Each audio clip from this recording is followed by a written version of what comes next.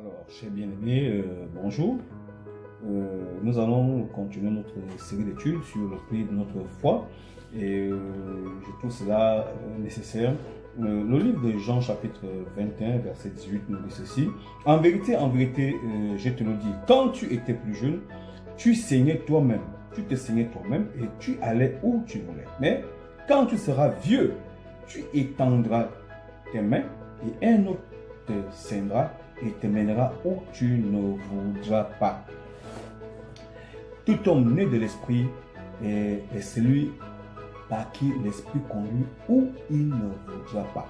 Et quelle que soit ton opposition, et quelle que soit, disons, tes raisons, Dieu a sa volonté que nous devons parfaitement accomplir. Et il t'amènera à un endroit bien précis afin que l'œuvre de Dieu soit accomplie à cet endroit. Voici ce qui est arrivé à Jean. Jean était un habitant d'Éphèse et il habitait Éphèse, c'est une petite métropole autour de laquelle il y avait 500 petites villes. Et il vit à Éphèse, c'est pas son pays.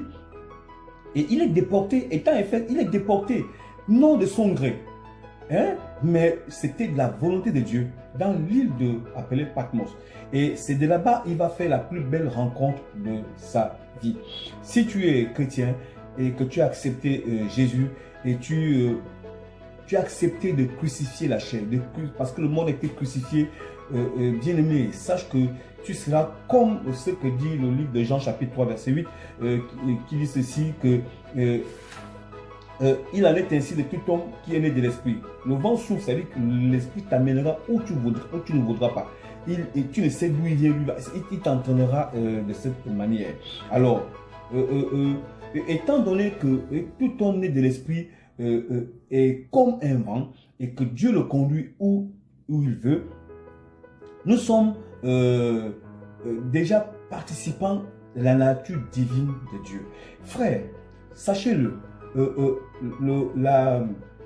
vais dire, notre héritage, notre participation au royaume a un prix et cela a un prix et le prix c'est le travail, c'est la persévérance, c'est la persécution, c'est les douleurs, les épreuves, les tentations, c'est difficile et ce n'est pas facile, c'est un chemin long et difficile.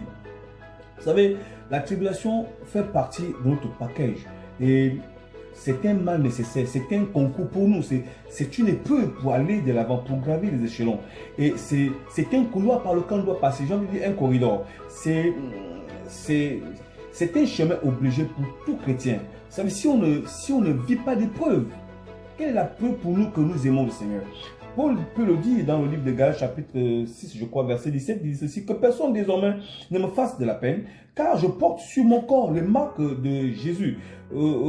Paul, nous sommes témoins dans le livre des Actes des Apôtres, combien de fois il a été persécuté, bastonné avec Silas, mis en prison, il a été déporté, il a été enchaîné jusqu'à Jérusalem pour aller rencontrer César, il a été mal jugé, il n'a pas été apprécié les Juifs, c'était compliqué pour lui.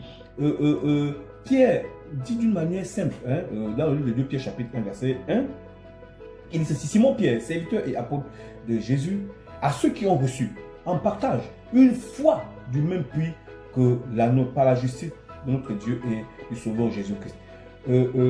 Frère, prépare-toi à ce que dans ta marche, tu sois soit déporté à un endroit où tu ne voudras pas, soit tu vas vivre des choses difficiles au point que tu ne comprendras pas ce qui t'arrive.